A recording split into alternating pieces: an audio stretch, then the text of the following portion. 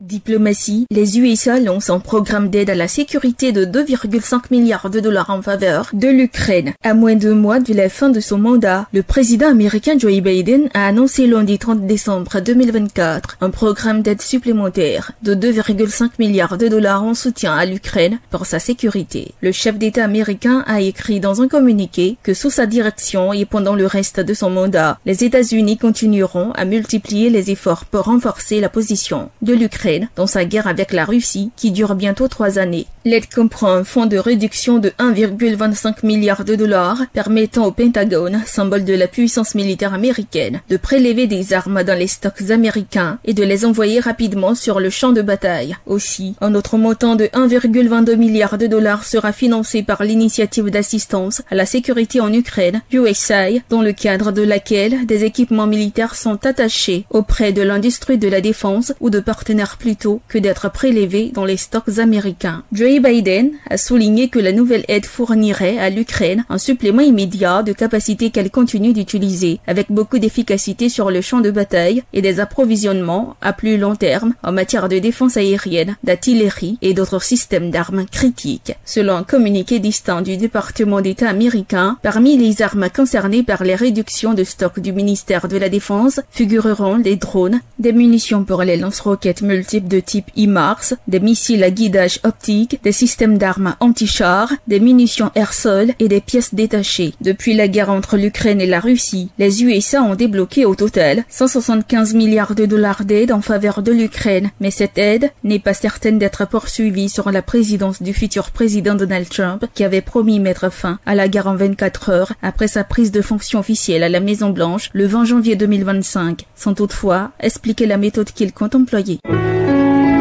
APRA, Agence Presse Radio et Audio.